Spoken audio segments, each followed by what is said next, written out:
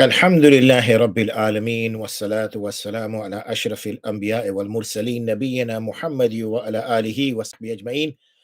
Amma ba'du, assalamu alaikum wa rahmatullahi wa barakatuh. And that was a tight squeeze. Not that the food I had to squeeze in, but the tight squeeze in trying to get here for 22. But alhamdulillah, we made it. Still got a little bit of tea left. I decided to have my tea beforehand because I noticed that whilst I was delivering yesterday's lecture, I didn't drink any of it or had a few sips. And then it was all cold, alhamdulillah, left behind. Anyway, enough of my sob stories and my sad stories. Let's carry on with the Ayyuh al-Walad series that we started yesterday. Yesterday, we made an introduction as to the maqsad, the purpose of this whole topic, also where Imam Ghazali fits in, rahimahullah ta'ala, in his response to his student, and the request made by his student and the subsequent acceptance by Imam Ghazali, rahimahullah, of the request, and then he starts into his counsels. We refer to these separate pieces of advice as counsels, hence today's session is Counsel 1. There is no titles as such for each counsel, but you can easily take away a key message, the kernel of what Imam Ghazali is trying to relay to his student. And again, not necessarily in any sort of specific order, one believes, because at the end of the day, this was sort of as Imam Ghazali was putting together. But you can imagine that the more important topics he will bring to the fore, and then he will start to elaborate on more details and more specific projects, specific comments as we go along. The earlier counsels are relatively short. Okay, they're no more than a few lines long. As we get to the later counsels, we find that they can be quite, we find that they can be quite long. So, but obviously we've set aside our 20-minute session. Inshallah, we will deliver in the 20-minute session. If we feel that we don't need the full 20 minutes, then we'll finish a little bit early, inshallah, but know that we'll be here back same time at 6:40 UK time. Wa alaikum salam. Yeah, I've been having a bit of a problem on the chat as well. I think the way I had set it meant that people couldn't come and make comments, but now there is an opportunity for you to come on. Obviously, this isn't fiqh hour or fiqh half hour. Fiqh half hour will be tomorrow, inshallah. So please do reserve your questions till then. This is specifically on Ayyuh al-Walad and the related topic we speak about. Khair, Bismillah ar-Rahman ar-Rahim. I'lam. So he says i'lam, and this is I guess one of the last times he will say i'lam. I'lam in Arabic is a amr sigha, yani it's a noun in the request to order, in ordering the individual who is the recipient of this. So i'lam means know this. Okay. So in a way, it's obviously a piece of advice. We know that that's what is requested. So what Imam Ghazali is saying is take heed. Okay, take heed. We hear a lot of words. Okay, unfortunately, we hear well, not unfortunately, we hear a lot of words. Fortunately, we hear a lot of words, but we don't act on words. And you know, Imam Ghazali is going to speak only a few words, and what he wants is that the recipient to take on board those words. So he says, Ayyuh al-Walad, which is the outlet of this whole series, where he addresses this individual as "O child," which is the literal meaning, but in the more loving sense, "O son." It can also mean "O student." And when he starts this one, he says, Ayyuhal waladul muhibbul aziz. Now we spend a great deal of time enjoining upon the youth, to respect the elderly. Normally people with white beards like myself probably spend as much time in enjoining upon the youth to respect the elders. And this seems not I would say a dictatorship, but this seems a very kind of establishing hierarchy, retaining order, trying to maintain respect. But the way the Ustad, and we've decided or we've agreed that there's at least 10 years difference between Imam Ghazali and this particular student of his. So this student is a grown man, fully grown man, possibly in his 40s, and he addresses him as Ayyuhal walad al-muhibbul aziz. So al-muhib comes from the root letter hub, yani muhibbu, yani beloved.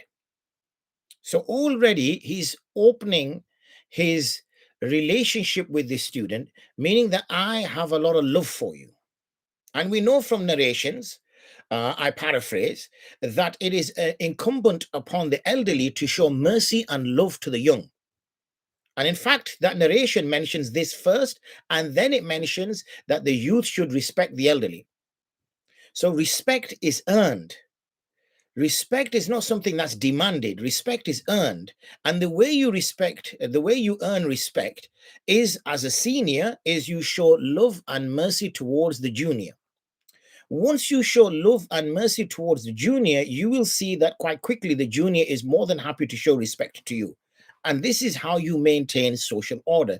This is how you maintain hierarchy. And we know, for example, the Prophet ﷺ was very keen about the elderly, the older of the two, or the one who is senior, to be shown more respect. In fact, we know, for example, when the Prophet ﷺ was finishing a drink and he was turned towards his right-hand side, and he saw that it was a youngster on his right-hand side, and Sayyidina Abu Bakr was on his left-hand side. So he asked permission because he knows the ruling is that you always start from the right. But he recognized the age and experience of the gentleman, yani Sayyidina Abu Bakr on his left. So he asked permission. Now, I know this is your right, because this is how social order is established. I know this is your right, but do you give me permission to pass this towards the left? Obviously, the young man was no fool. He said, I'm not going to lose this opportunity where I take your barakah, where your barakah lips have been placed on this vessel and you have drank from this vessel. I'm going to take that opportunity. So elderly is something which we see being mentioned repeatedly in the ahadith literature, where the respect is shown to the elderly. And the other point I want to make about the elderly is because usually, and I know unfortunately that's not the case now, is the ilm was with the elderly. So what you would find is that whenever people wanted to seek wisdom, they would go to sit with the elderly.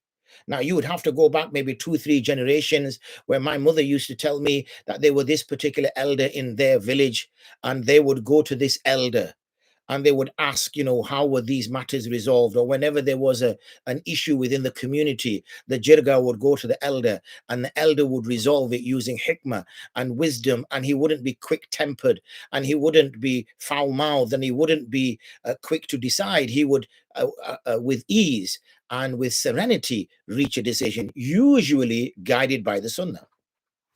So this is what when we mention elder, we are expecting that this elder to be maintaining the legacy. They're maintaining the legacy, that they've brought this legacy from those before them that they've learned. And this legacy, this lineage, is what keeps a society on a certain blueprint.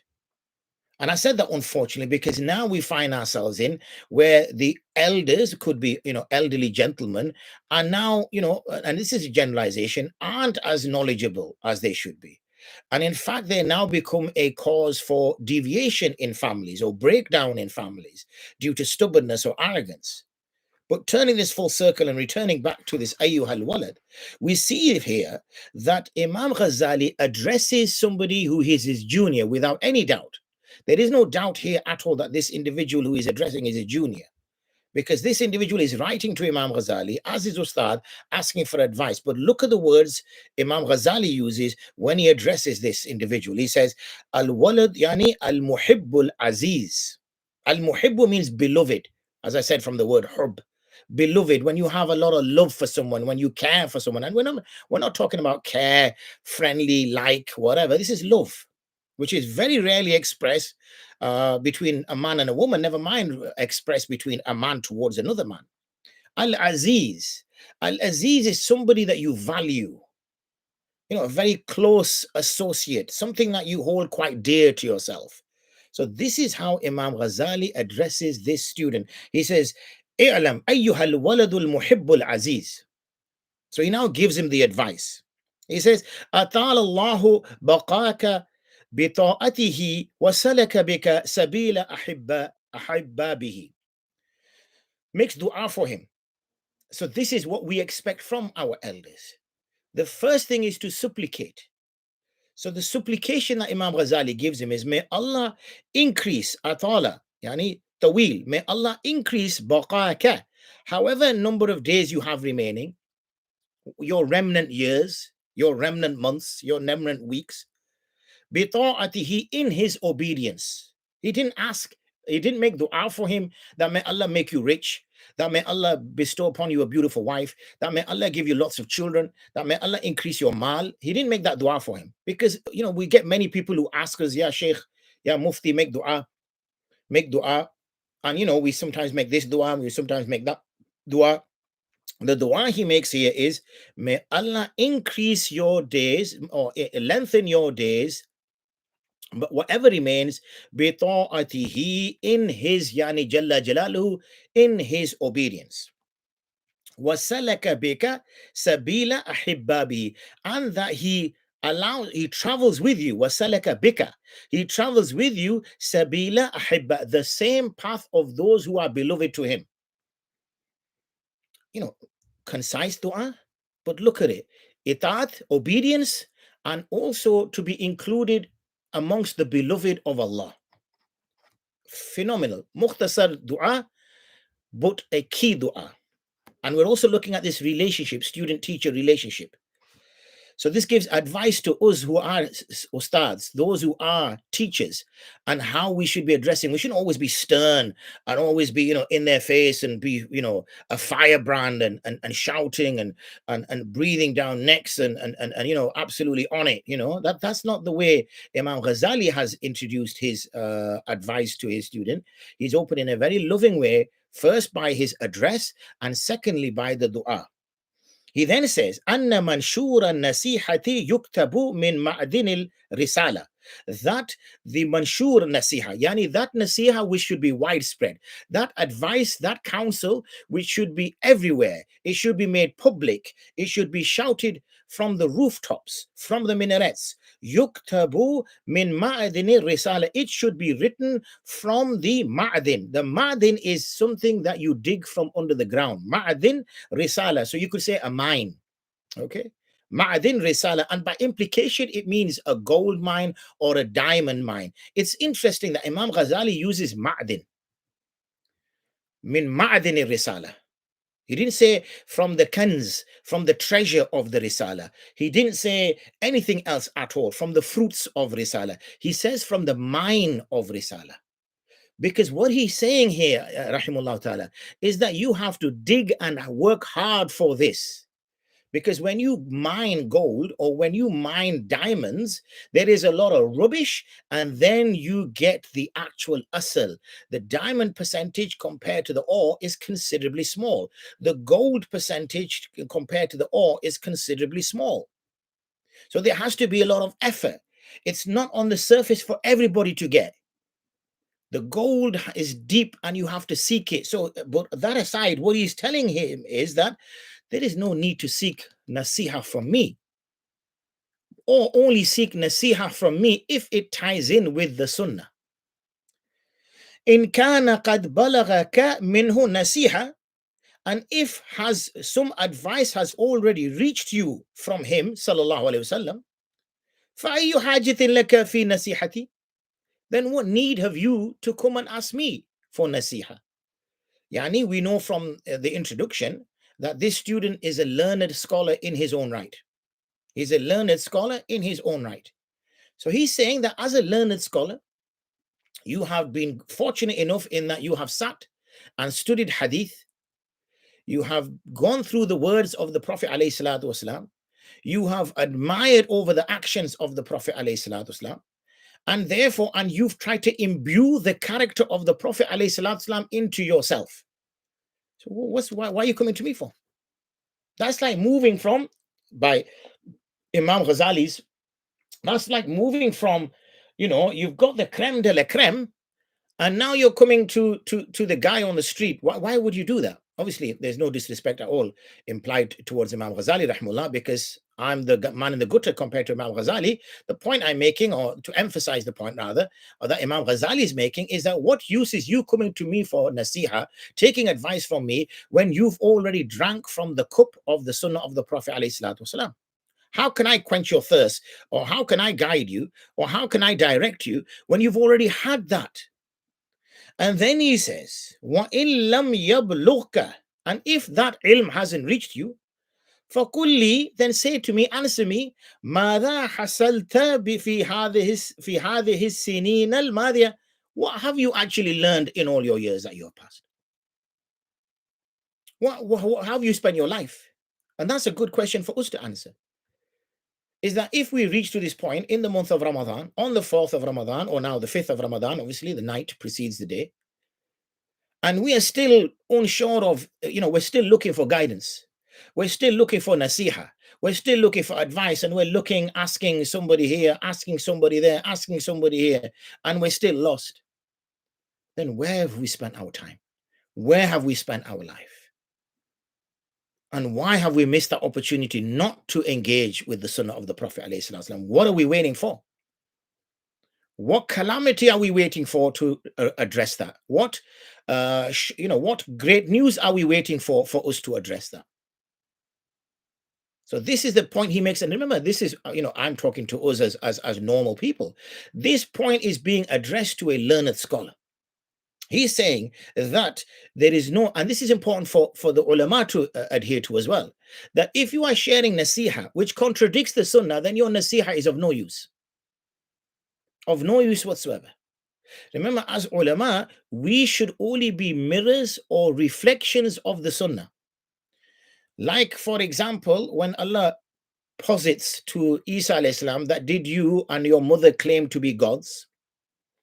And Isa alayhi salam says, no, you were witness to when I was amongst them, that I never made that claim.